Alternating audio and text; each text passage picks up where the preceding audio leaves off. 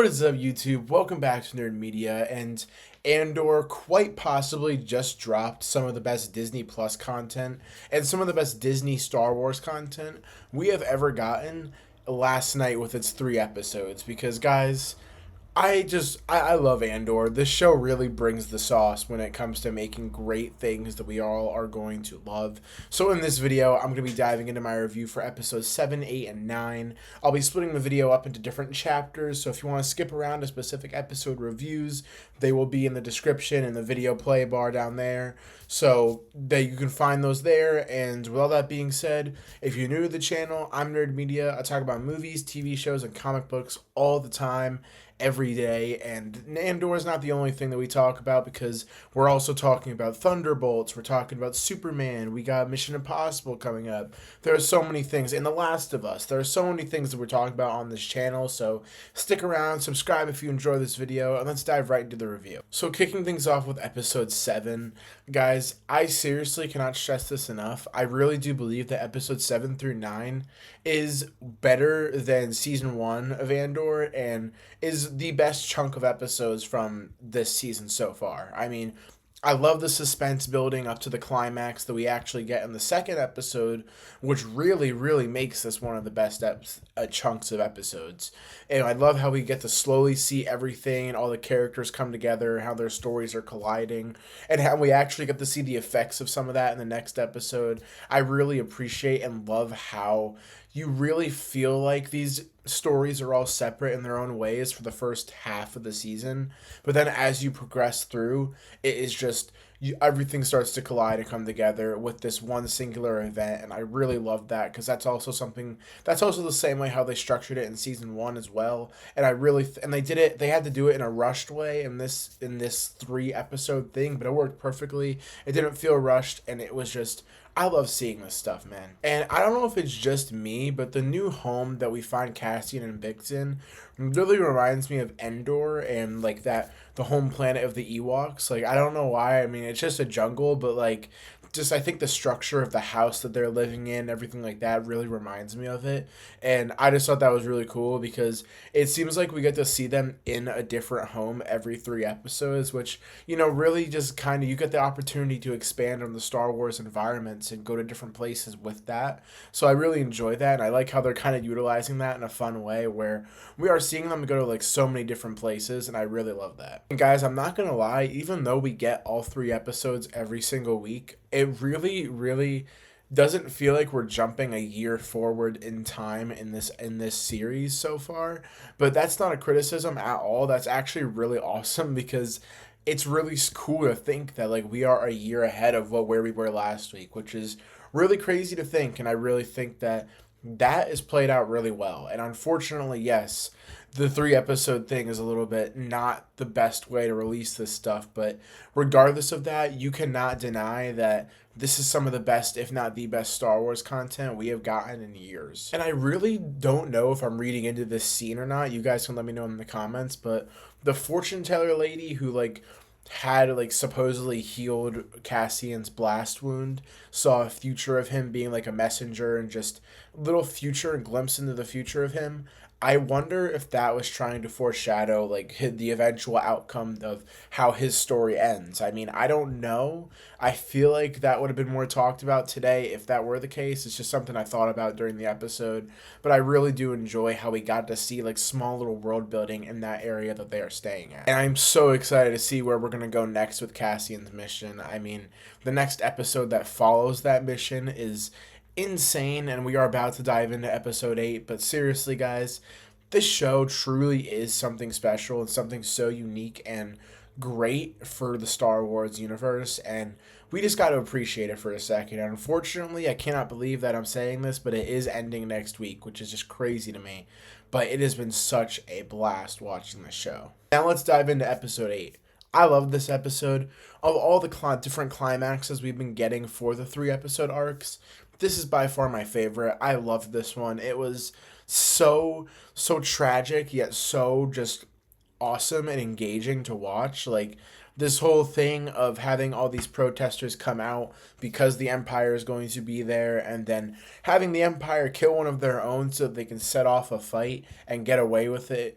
all of it is so just diabolically planned, and I think that it really makes for some really tragic stuff that we get to see followed in the next episode, but it also makes for some really, really intense, awesome stuff in this episode. And I also feel like just seeing the Empire before going in with what they are planning and just watching over the crowd, I thought was so menacing, because that's just like so like disturbing in some ways, because you know what they're about to pull and then you get to see them just watching over the crowd. I think that's just crazy, and I really love that. I loved seeing Karn's like character throughout this whole show, because unfortunately his character journey did end here when he had that really, really great and intense battle with Cassian.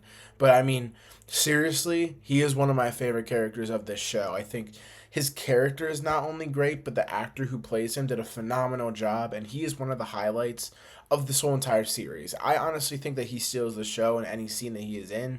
He was truly just awesome. I'm going to have to look into more movies and shows that this guy is in, because he is really great, and I genuinely loved his character. And although he was not the best person, I really do enjoy his character. And I did not expect him to die in this episode. Like, I thought that the fight with him and Cassian was really intense, and him realizing that he has not been being told the truth was all really intense build up as well. But I really thought that he was going to make it out and maybe make it until next week. And I just thought that his character was a huge standout in season 1, such a big standout in season 2, if not more of a standout, and may even end up being one of the main highlights of this season for me. Yeah, guys, like I said earlier, this is seriously some of the best storytelling in Star Wars, because when you have like this really down to earth kind of conflict happening of this group of protesters being set up to just be put in this trap of the Empire set up, it really makes for some really, really intense and crazy stuff that we get to see happen and go down.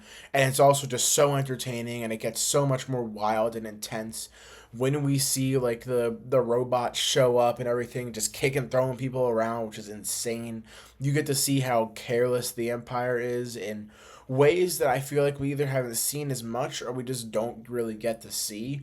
It was such a insane battle. I just was glued to the screen the whole time. I loved it, and this seriously may end up being my favorite show of the year. I mean, The Last of Us is still like the greatest thing to come out this year for me personally, probably behind a few movies. But I mean, genuinely, this is just peak Star Wars storytelling. The fights, the action, the climax of this episode, all done to perfection. So great. I also just love the way that they were able to kind of mix in a big tragedy in this fight and this intense battle sequence that we get, because you get to feel those after effects in the next episode, which the next episode is also very stressful and also very tragic at the same time. It is insane. This episode was also insane. I love how we got to see the origins for K2SO. That was great, and we get to see that more in the next episode as well.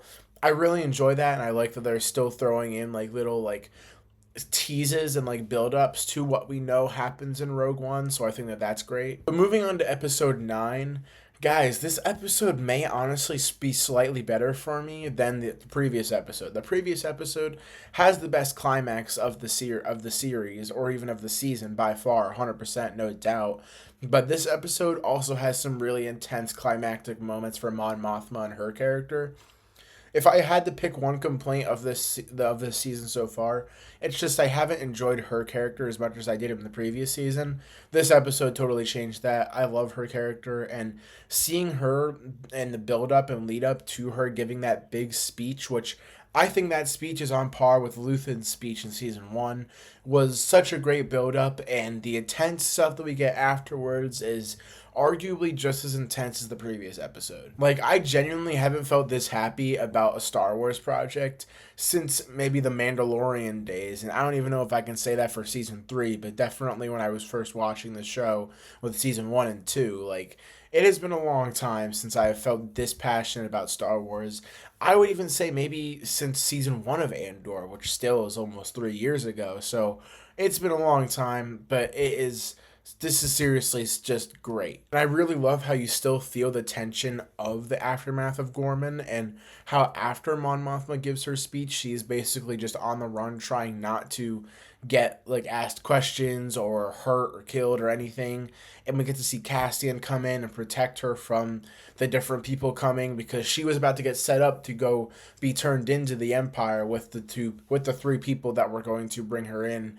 It was crazy intense, and it really still kept you on your toes, especially after the big climax that we got. And seriously, it was just some of the best. It's some of the best Star Wars, because it tackles so many different ideas and things that we have heard in Star Wars, but we tackle it on such a deeper level in this show, and that really builds character, and that really builds a character for the world around Star Wars and the different planets and environments that we go to. And that is what this show really is all about, and what it really feels like to me that they are trying to accomplish, because they are accomplishing that so much, regardless if they're intending to or not. But it is just seriously just it's just peak Star Wars. That is something everybody knows by now because of the first season, but this seriously is the best batch of episodes and some of the best batch of Star Wars content we've gotten in a long time. I mean, Andor is probably in my top 5, top 6 favorite Star Wars properties that we have gotten of all time. I mean, nothing's going to beat the original trilogy, and I love Revenge of the Sith, so I'm probably going to say that this is probably going to fall at a good number 5.